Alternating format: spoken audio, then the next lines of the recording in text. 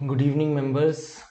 ये जो एक वीडियो मैं बना रहा हूँ, this is specifically for all the RVO exam जो लोग अपीयर करने वाले हैं।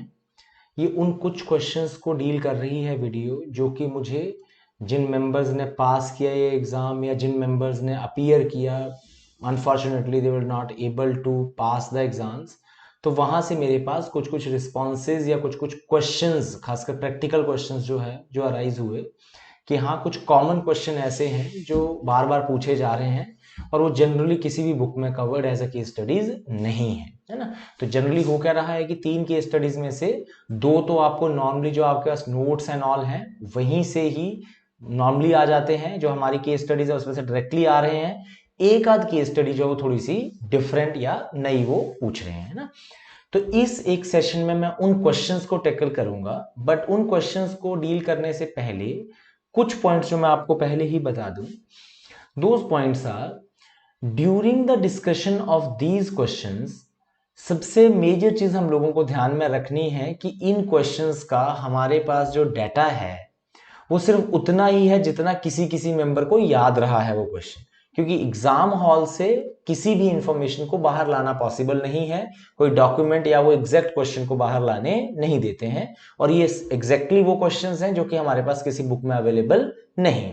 तो मैं ये कोशिश करूंगा कि जहां से भी ये मटेरियल मेरे पास अवेलेबल होता है वहां वहां से गैदर करके इस पर्टिकुलर डाटा को आपके साथ जो बेस्ट इसके परमुटेशन कॉम्बिनेशंस बना के जितने भी आंसर्स नॉर्मली निकल सकते हैं विद द कॉन्सेप्चुअल नॉलेज, वो हम कोशिश करेंगे। तो आप लोगों के लिए फिर अगर एग्जाम में उनमें से कोई आंसर्स वहां पे क्लिक करता है तो you can answer those parts, otherwise फिर ये दिक्कत हमेशा रहेगी ही, क्योंकि मेरे पास जहां अलग अलग रिसोर्सेज है, अलग अलग मेंबर से जब ये क्वेश्चंस भी आते हैं इवन, तो उसमें भी सिमिट्री नहीं है कि अगर मैं बोलूं कि हाँ बिल्कुल सेम क्वेश्चन है या बिल्कुल सेम ऑप्शंस किसी मेंबर ने जितना उनको याद रहा, they are helping all others a lot. ठीक है, तो उस चीज को हम लोगों ने अप्रिशिएट करना है और इन क्वेश्चंस को कोशिश करनी है कि हम लोग समझें जितना उस गिवन इंफॉर्मेशन के साथ हम लोग समझ सकते हैं। ठीक है, तो अब मैं इस पॉइंट को, इन क्वेश्चंस को एक्चुअली मैं शुरू करने वाला हूं, मेरे साथ साथ आप लोगों ने चलना है। ठीक है,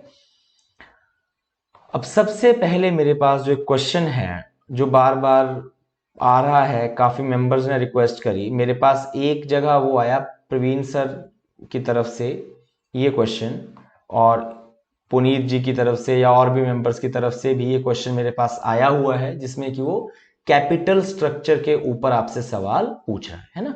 तो इंफॉर्मेशन में एक बार आप लोगों को बता दूं, इक्विटी शेयर कैपिटल 5 लाख रुपए की दी हुई है, 9% प्रेफरेंस शेयर्स 1 लाख रुपए के दिए हुए हैं, 8% डेट 4 लाख रुपए का दिया हुआ है, और टोटल 10 लाख रुपए की आपका ये स्ट्रक्चर दिया हुआ है ना।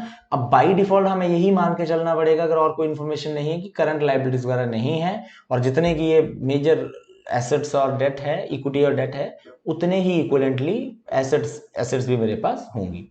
आपको एक इंफॉर्मेशन देता है, कंपनी जो है वो अपने ऑपरेशंस को एक्सपेंड करना चाहती है 50% से। ठीक है, और funds can be raised as below, जो फंड्स जो है वो नए फंड्स जो रेज करेंगे, वो अब मान लो 10 लाख रुपए की एट प्रेजेंट कैपिटल है, तो अगर और फंड्स रेज करेंगे 5 लाख रुपए के, 50% उसको इंक्रीज करने के लिए, for that purpose the preference shares should be issued at 15%, the debt is at 14%, equity shares के लिए आपको बोला हुआ है the expected return on equity shares is 12%, 12%, out of which 4% is dividend yield and 8% is growth. Retention in business is 50,000. Market price of equity is 1,000, but shares can also be issued at 995 for the fund raise.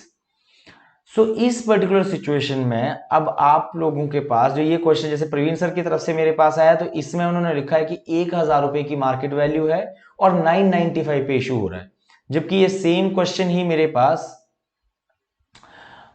Vinod ji की तरफ से आया है। मोर और less data is exactly same, the only difference is कि यहां पे last में जो इन्होंने लिखा वो प्रपोज्ड एक्सपेंशन कंपनी में issue the face value 100 rupees in place of 1000, और नेट जो ऑफ 90 रुपीज पे वो 95 पे वो इशू हो सकता है ना। तो अब थोड़ी थोड़ी वो एम्बिग्यूटी रहेगी ही, आंसर्स में और क्वेश्चंस में, क्योंकि जिन मेंबर्स को जितना जितना याद है उसके accordingly they have given the question, है ना। तो मेरे पास जो यहाँ पे जो क्वेश्चन के सजेस्टेड आंसर्स में मेंशन है उसका टैक्स रेट दिया हुआ है। सबसे पहले आपको पूछ रहा है what should be the equity capital for expansion if company intends to maintain its capital structure. यहां पे इन्होंने ये शब्द लिखा हुआ इट्स कैपिटल स्ट्रक्चर। अगर ये ज्यादा लॉजिकल टर्म है कि अगर अपना कैपिटल स्ट्रक्चर मेंटेन करना है इन्होंने, ठीक है, तो उस सिचुएशन में अपना कैपिटल स्ट्रक्चर क्या है, इसका ये रेशियो है 5:1:4 यू कैन से। तो ये रेशियो में मेंटेन कर सकते हैं हम लोग। अगर 5 लाख रुपए और भी इशू करना है हमने तो 2.5 लाख रुपए इक्विटी से, 1 लाख रुपए प्रेफरेंस से और 4 लाख रुपए डेट से। बट अगर मेरे पास 50,000 ऑलरेडी रिटेंशन है बिजनेस में पड़ी हुई तो इक्विटी से फिर कितने की जरूरत पड़ेगी, सिर्फ 2 लाख रुपए नए इशू करने की, है ना।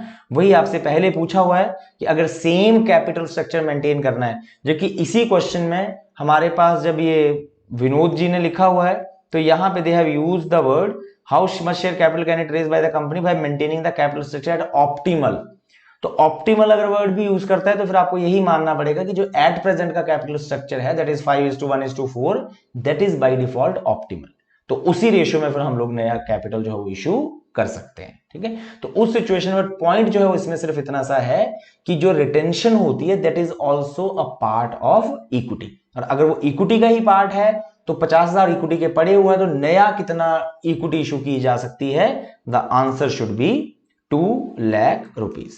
जो इसमें इवन प्रवीण सर ने भी जो आंसर्स लिखे हुए हैं वो बेस्ड ऑन जितना उनको याद रहा है उस हिसाब से ही लिखे हैं। एग्जैक्टली तो शायद ना हो, पर ये है कि हाँ एक आंसर मेरे पास 2.5 भी है, एक 2 भी है। तो इसका जो करेक्ट आंसर होना चाहिए that should be 2 lakh rupees, ठीक है। नेक्स्ट मेरे पास आता है what is the cost of equity and very much rightly a question और query asked by sir is कि हमें ये नहीं पता चल रहा है कि जब ऊपर क्लियरली लिखा हुआ है कि expected rate of return on equity is 12%, तो फिर दोबारा से क्यों पूछ रहा है कि हमारे पास ये कॉस्ट ऑफ इक्विटी कितनी है। एंड राइटली सेड कि प्रॉपरली नहीं याद है बट कैसे निकलेगी ये। तो इसके लिए अब आपके पास कॉन्सेप्चुअल आपको सीखना पड़ेगा कि हाउ टू कैलकुलेट दिस, है ना। और इस सिचुएशन में मैं यहां पे अगर लिखूं कि कैसे निकलेगी कॉस्ट, तो अब इसमें जो प्रवीण सर ने आंसर्स लिखे हुए हैं वैसे वो आंसर्स जो हैं वो मैच तब करते हैं जब हम लोग डाटा जो है वो विनोद जी वाला यूज करेंगे 100 रुपए और 95 वाला। तो आपको देखना पड़ेगा, मैं आपको लॉजिक बता दूंगा कॉन्सेप्चुअली पेपर में आप लोग देख लीजिएगा कि आपके पास एग्जैक्टली डाटा क्या है। सॉल्व कैसे होगा ये, हम लोगों ने एक फॉर्मूला पढ़ा हुआ है कि जब हम लोगों को वैल्यू ऑफ द शेयर निकालनी होती है तो उसको हम बोल देते हैं P0 is equal to D1 upon K minus G, कि जो भी फ्यूचर में डिविडेंड मिलने वाले हैं उनकी परपेचुअल प्रेजेंट वैल्यू, ठीक है। तो यहां पे मेरे पास अगर मैं एट प्रेजेंट सिचुएशन की बात करूं तो 100 रुपए का अगर प्राइस हो और डिविडेंड हमें उसके बदले में 4 रुपए का मिले, डिवाइड बाई के का मुझे पता ना हो, माइनस जी मेरी 8% हो, तो अगर आप इसको सॉल्व करो तो के आपके पास 12% आएगी जो इन्होंने निकाल के आपको दी हुई है। और ये मतलब होता है कि आपके पास जो ग्रोथ रेट है वो 8% है और डिविडेंड यील्ड जो है वो 4% है। इसका मतलब ये होता है कि डिविडेंड का रेट जो है वो 4% है और जो आपकी मार्केट वैल्यू है डिवाइडेड बाई के माइनस जी वाला ही आप पुराना वाला ही फॉर्मूला लगाते हो, बट आप इसमें से के इंटरपोलेट कर सकते हो। Now in this present scenario जब मैं यहां पे प्राइस ऑफ द शेयर निकालता हूं और मेरे पास प्राइस पता है कि आजकल के टाइम पे कितने पे इशू कर रहे हैं हम लोग इक्विटी शेयर को 95 पे, और डिविडेंड 4 रुपए ही हो, के मैं एज इट इज लिख रहा हूं, ग्रोथ उसने फिर दिया 8% है, तो क्या के दोबारा से कैलकुलेट की जा सकती है? बिल्कुल sir, 4 divide by 95 plus 0.08 into 100, तो इट इज 12.21%। तो अगर मैं यहां पे डाटा जो ऑप्शंस दी हुई है सर ने, अगर मैं यहां पे ये यूज करूं कि 1000 और 995, कॉन्सेप्ट तो यही लगेगा, तो आप 1000 के इक्वेट कर दोगे, पर तो जहां पे आपने 100 लिखा वहां पे 1000 लिख दोगे, जहां पे 4 रुपए का डिविडेंड लिखा उसके ऊपर 1000 के ऊपर अगर 4% के डिविडेंड यील्ड निकालेंगे तो 40 रुपए आएगा वो डिविडेंड, ठीक है। बट उससे कॉन्सेप्चुअली कोई फर्क नहीं पड़ेगा। हाँ, आंसर में फर्क आप जरूर आ जाएगा, क्योंकि 100 का अगर 95 अगर आप लोगे तो 5% की गिरावट है, 1000 का अगर आप 995 लोगे तो वो सिर्फ 0.5 की गिरावट है, ठीक है। तो वो अब उसकी वजह से जो आपका कॉस्ट ऑफ इक्विटी उस सिचुएशन में है वो आंसर आपके पास आएगा 12.021। तो आप देख लीजिएगा, अगर वो 1000 और 995 आ जाए, the answer here should be 12.021, ठीक है।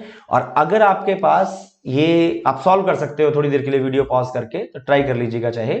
और अगर आप लोगों के पास डायरेक्टली आप 100 और 95 यूज करते हो, then the cost of equity in this case will be 9 कितना आया था हमारे पास 12.21%। फिर ये एग्जैक्टली मैच कर जाता है, ठीक है।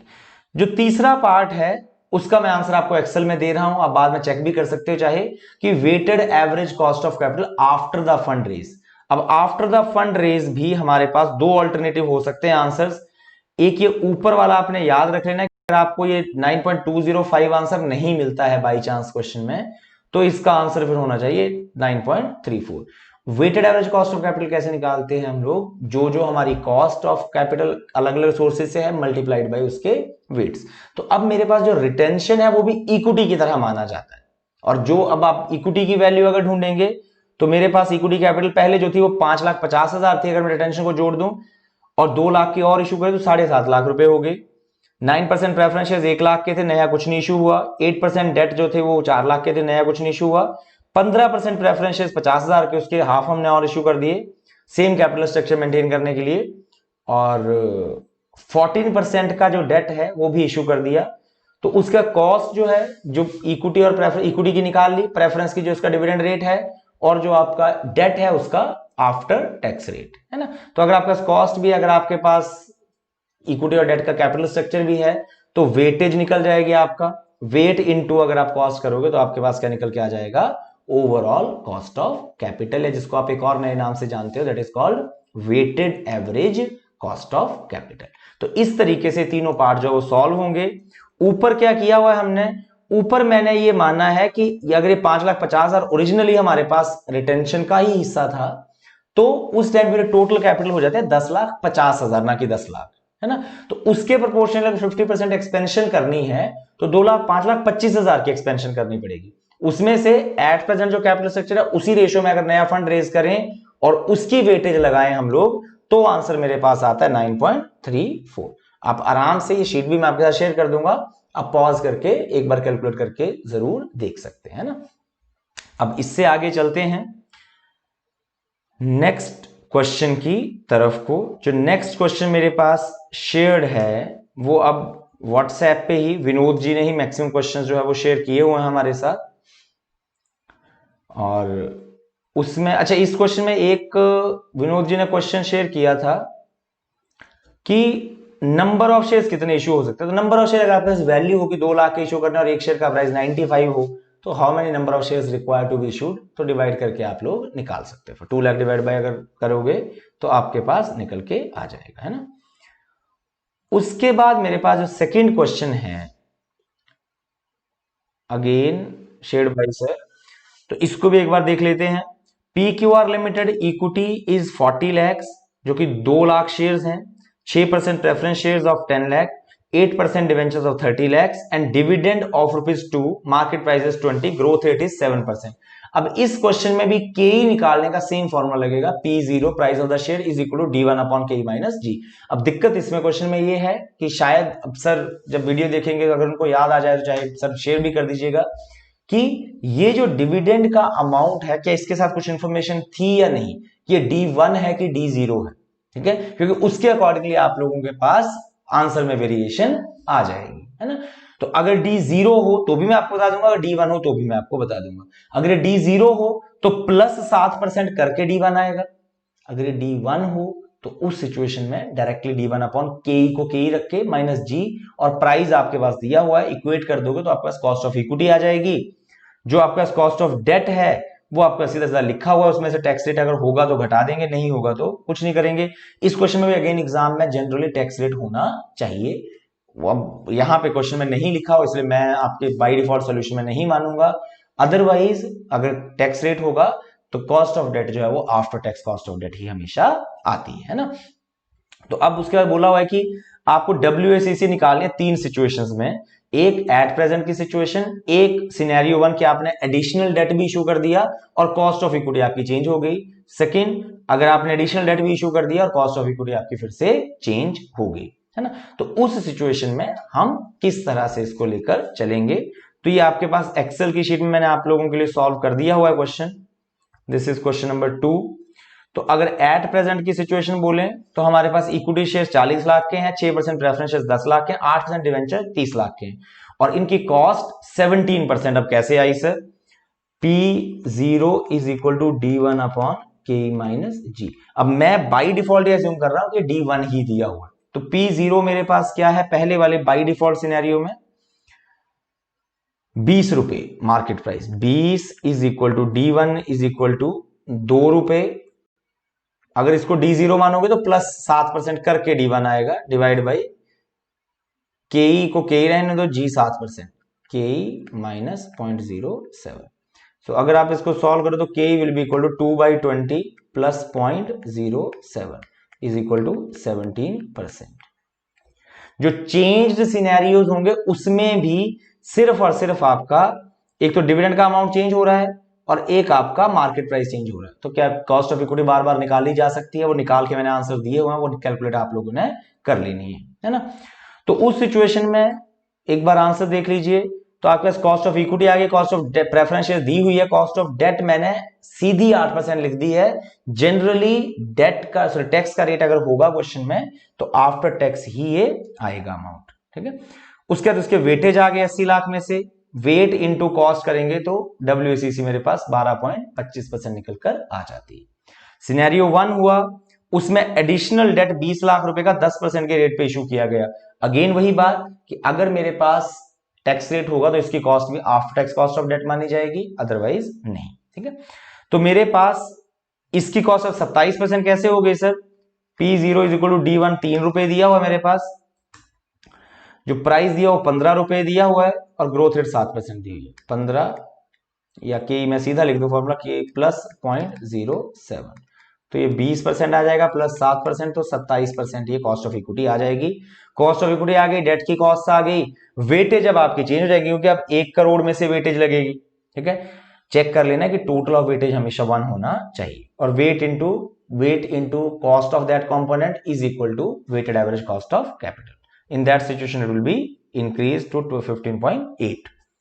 सिनेरियो 3 मेरे पास आया, थर्ड सिनेरियो में वो बोल रहा है कि आपको एडिशनल डेट आपने 20 लाख रुपए का इशू किया पर आपकी जो कॉस्ट ऑफ इक्विटी है वो फिर से चेंज हो रही है तो 30% आएगी सेम फॉर्मूला लगाकर, और बाकी सिचुएशन सेम है तो उस केस में आपकी जो ओवरऑल कॉस्ट ऑफ कैपिटल का आंसर होना चाहिए दैट शुड बी 17%। आपने चेक कर लेनी है कैलकुलेशंस, कहीं दिक्कत आती है तो मुझे बताना है, ठीक है। मूविंग अहेड, आप लोगों के पास जो नेक्स्ट क्वेश्चन है जो शेयर हुआ है, अगेन ये भी विनोद जी ने ही शेयर किया हुआ है कि एक एबिटा है 40 lakh, interest 10 lakh, KE 18 lakh, KD 12 lakh, investment additional 100 lakh और additional profit is 20 lakh. Assumptions लिखा हुआ है, व्हाट इज WACC। अब ये भी क्वेश्चन में कुछ चीजें मुझे मिसिंग लग रही हैं, पर हो सकता है ऐसे भी पूछा हुआ हो, अगर मिसिंग होगी तो यू विल इग्नोर। मिसिंग क्या है सर? इसमें आपके पास टैक्स रेट की कोई इंफॉर्मेशन नहीं है कि टैक्स रेट क्या है, ठीक है। उसके अलावा आप लोगों के पास क्योंकि फिर कॉस्ट ऑफ डेट आपने डायरेक्टली निकाल ली हुई है तो कुछ कर नहीं सकते, हम लोग टैक्स को रेट को क्या कर देंगे, फिलहाल इग्नोर कर देंगे।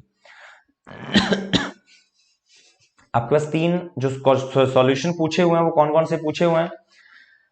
पहला सॉल्यूशन पूछा हुआ WACC क्या है, दूसरा सॉल्यूशन पूछा हुआ है कि आफ्टर इन्वेस्टमेंट, जो ये इन्वेस्टमेंट की बात कर रहा है, after investment what is the FCFE, ठीक है। जो ये नई इन्वेस्टमेंट हम लोग करेंगे इसका FCFE क्या होगा, ठीक है। तो उसके बाद हमारे पास आएगा कि what is the revised WACC, तो नया WACC रिवाइज ये एडिशनल इन्वेस्टमेंट करने के बाद कितना होगा, ठीक है। तो अब मेरे पास एक पॉइंट आता है कि जो मेरे पास एबिटा दिया हुआ है 40 लाख, उसमें से इंटरेस्ट अगर मैं कंपोनेंट माइनस करूं, मैं आपको सॉल्यूशन करके ही बता देता हूं।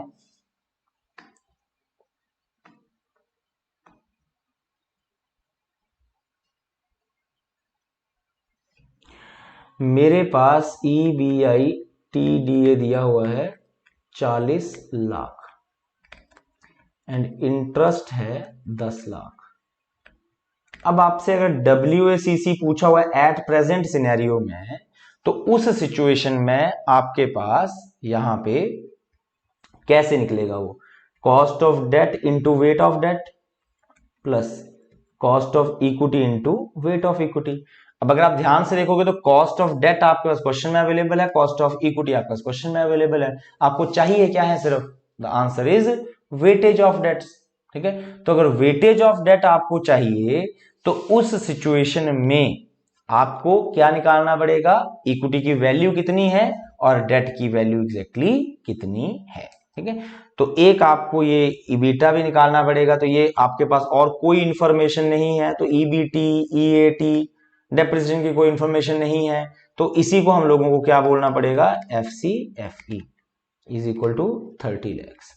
कॉस्ट ऑफ इक्विटी मेरे पास है अवेलेबल 0.18, तो what is the value of equity as per FCFE, तो 30 by 0.18, if you'll solve it, it will be 166.67 और वैल्यू ऑफ डेट कितना आएगा हमारे पास।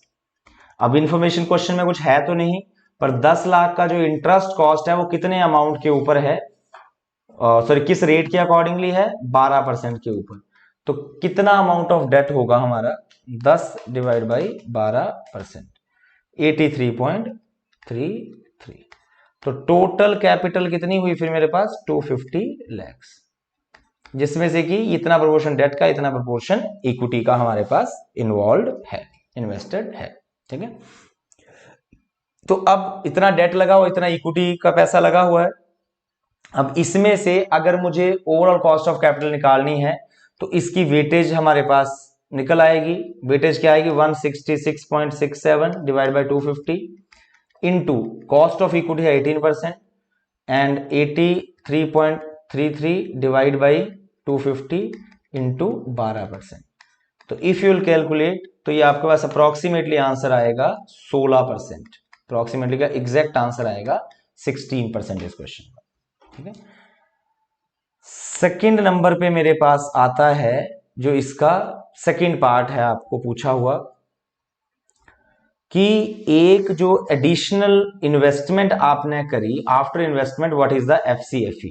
ठीक है, तो एडिशनल इन्वेस्टमेंट लिखी हुई है डेट से, ये नहीं बताया हुआ है कि फ्रेश डेट कितना इशू किया गया, ये लिखा गया कि 100 लाख रुपए की हमने एडिशनल इन्वेस्टमेंट कर दी। अब एट प्रेजेंट भी हमारे पास डेट का अवेलेबिलिटी थी कितनी, वैसे 83.33 लाख। तो अगर 100 लाख की इन्वेस्टमेंट करी जो कि डेट से करी, हमने पैसा बिजनेस में इन्वेस्ट किया किसी जगह पे, जिसकी वजह से हमारे फ्यूचर कैश फ्लो भी, प्रॉफिट भी बढ़ जाएंगे, तो 83 लाख के तो हमारे पास कैश फ्लोज ऑलरेडी थे, ये डेट ऑलरेडी था अवेलेबल, और कितना इशू किया होगा, द आंसर इज 16.67। जो नया इशू किया होगा उससे कैश फ्लोज हमारे इंक्रीज हुए होंगे। तो FCFE अगर दोबारा से रिकैलकुलेट करना हो, अब अगेन ये भी एक एजम्पशन है, वाइस वर्सा एक और अजम्पशन भी हो सकती है, पर उसमें ज्यादा कंफ्यूजन हो जाएगी। तो यहां पे अगर मैं बोलूं कैलकुलेशन ऑफ FCFE, तो वो कैसे आएगा, मेरे पास EBITDA में बोल रहा है वो 40 पहले था पर 20 इंक्रीज हो जाएगा वो, तो कितना हो जाएगा 60 लाख। ठीक है, उसमें से जो इंटरेस्ट कॉस्ट है हमारी, क्या वो भी इंक्रीज हो जाएगा, मानना पड़ेगा कि जो एडिशनल डेट इशू हो रहा है वो भी सेम ही रेट पे हो रहा है। ठीक है, तो उस केस में अगर 16.67 का नया डेट इशू करेंगे तो इंटू 12%, मतलब 2 रुपए से हमारा 10 रुपए की पहले कॉस्ट थी, 2 रुपए से और बढ़ जाएगी, तो 12 लाख रुपए। तो मेरे पास EBIT या सीधा ही आप लिख दो, चाहे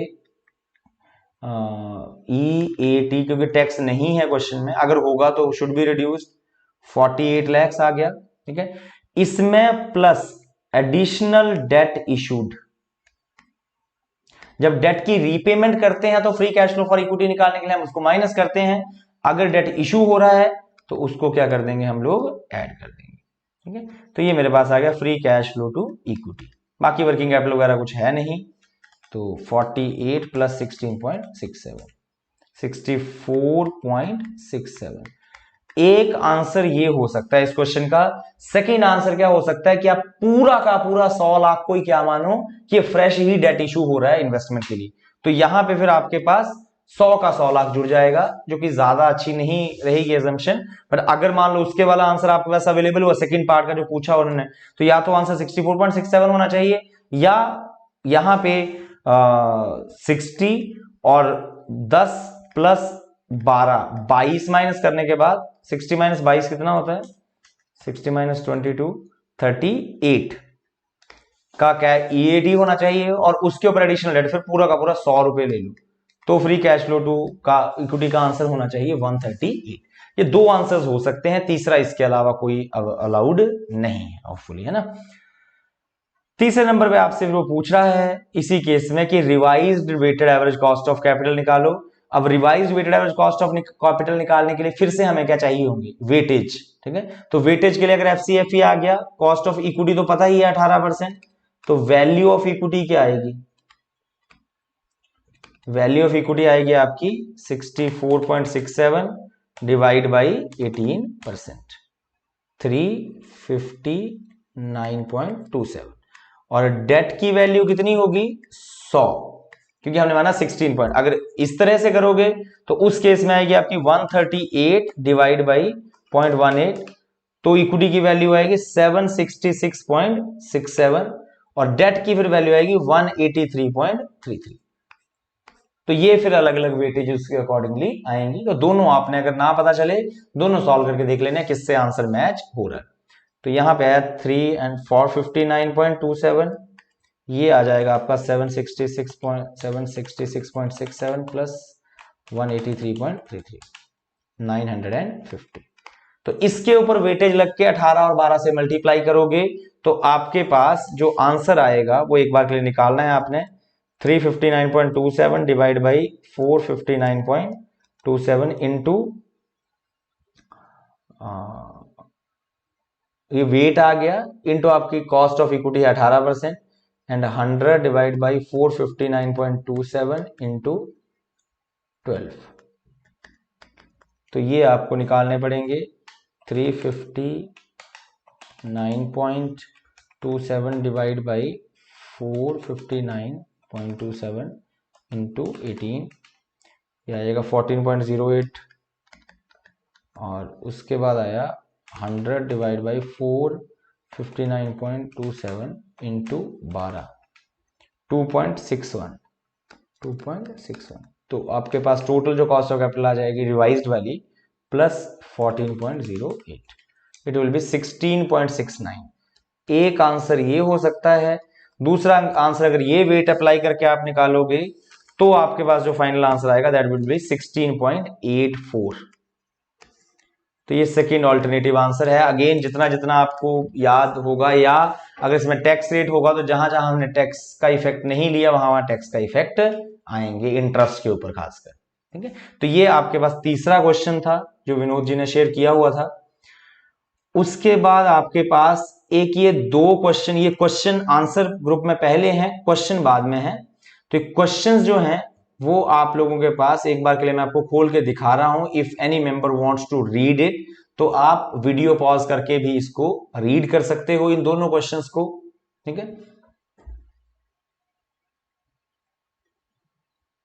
और इसके साथ में ही इनके ये लॉजिकल से क्वेश्चन है कि स्ट्रेटेजिक थिंकर, स्ट्रेटेजिक बायर क्या पे करेगा और जो फाइनेंशियल बायर होगा वो क्या पे करेगा। तो वो आप सॉल्यूशन CFA के क्वेश्चंस हैं, बेसिक क्वेश्चन सॉल्यूशन है, रीड कर सकते हो वीडियो को पॉज करके। तो ये क्वेश्चंस आप एक बार के लिए आंसर दिए हुए हैं, लॉजिकल से आंसर हैं, रीड कर सकते हैं हम लोग इनको। नहीं लगे किसी पॉइंट का पता तो आप फिर मुझे बता सकते हो चाहे। उसके बाद मेरे पास है जो नेक्स्ट पार्ट है, एक विनोद जी ने ये शेयर किए हुए हैं एक शीट जो कि मैं आपको दिखा देता हूं यहां खोल के, जिसमें कि कुछ एग्जाम के क्वेश्चन है। इसमें कुछ theoretical question, theoretical question you can find through Google और बुक्स में पता कर सकते हो। नहीं पता चलता है तो मुझे बताना है, पर जो प्रैक्टिकल वाले हैं वो मैं आपके साथ शेयर कर रहा हूं कि कहां कहां मिलेंगे आपको सॉल्यूशंस इनके। जो पहला क्वेश्चन है केस स्टडीज में लिखा हुआ, ये same dot by dot question आप लोगों का केस स्टडी नंबर 21 है। अगर आप नोट करना चाहो नोट कर सकते हो। This is case study number 21 in your assignment. Same dot by dot, amount wise, data wise, requirement wise same. ठीक है। सेकेंड इज जो केस स्टडी है वो अगेन बेसिक इक्विटी बीटा और ओवरऑल बीटा की केस स्टडी है, बिल्कुल basic. But यहां पे विनोद जी से शायद लिखने में कुछ गलती हो गई है। जो इंडस्ट्री बीटा होगा वो 1.2 होगा, जो इक्विटी बीटा है दैट इज 1.6, जो 30-70 रेशियो लगाकर हम लोगों ने निकाला हुआ है। मैं आपको एक बार के लिए चाहे करके बता देता हूं, उसके बाकी के पार्ट्स आप लोग खुद कर सकते हैं इसके।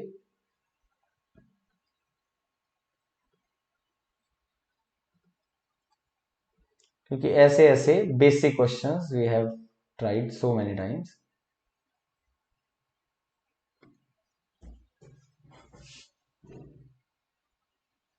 का केस स्टडी नंबर 21 है जो मैंने अभी आपको बताया।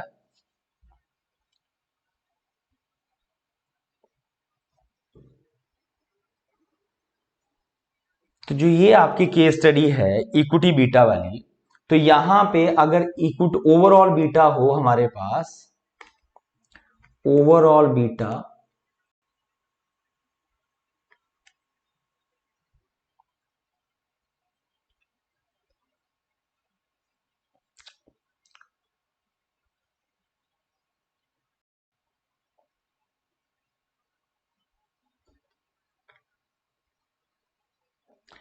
अगर आपके पास ओवरऑल बीटा अवेलेबल हो, ठीक है, तो overall beta is equal to equity beta into equity upon equity plus debt into 1 minus tax, अगर टैक्स रेट हो, है ना। तो मेरे पास अगर इक्विटी बीटा मुझे निकालना है, ओवरऑल बीटा अगर अवेलेबल हो, overall beta is 1.2, then equity beta would be 1.6। और इसको वाइस वर्सा अगर मैं लिखूं तो इक्विटी बीटा कितना आएगा फिर, equity beta is equal to overall beta is 1.2 into equity is, he is assuming 30 and 70, so 70 is equity, so 70 plus 30 into 1 minus 0.25। जो ये मार्केट रेट लिखा हुआ है ये टैक्स रेट होना चाहिए होपफुली 25%, 0.25 डिवाइड बाई 70 इक्विटी, तो ये 1.6 आएगा फिर। तो यहाँ पे लिखने में ये मिस्टेक है होपफुली कि इक्विटी की जगह ओवरऑल, क्योंकि ओवरऑल बीटा या इंडस्ट्री बीटा कभी भी इक्विटी बीटा से ज्यादा नहीं होता है, बल्कि हमेशा कम होता है। Equity beta is always higher because proportionate risk on equity share holders is always higher. तो जब आपके पास इंडस्ट्री बीटा अवेलेबल होगा तो उसकी जगह पे जो आपके पास अलग अलग कैपिटल स्ट्रक्चर वो चेंज करने के लिए बोल रहा है, ठीक है, तो उसको आप लोग यूज करके, आरएफ आपके पास है, मार्केट रेट ऑफ रिटर्न आपके पास है।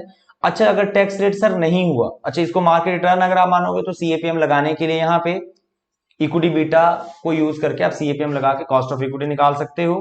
और डब्ल्यूएसीसी दो केसेस में, और कॉस्ट ऑफ इक्विटी आपके पास हो, कॉस्ट ऑफ डेट आपके पास हो। सर कॉस्ट ऑफ डेट तो दिया ही नहीं हुआ है, तो बाय डिफॉल्ट उस केस में आप आरएफ को कॉस्ट ऑफ डेट मान सकते हो, ठीक है, तो उसमें कोई दिक्कत है सच नहीं है, ठीक है।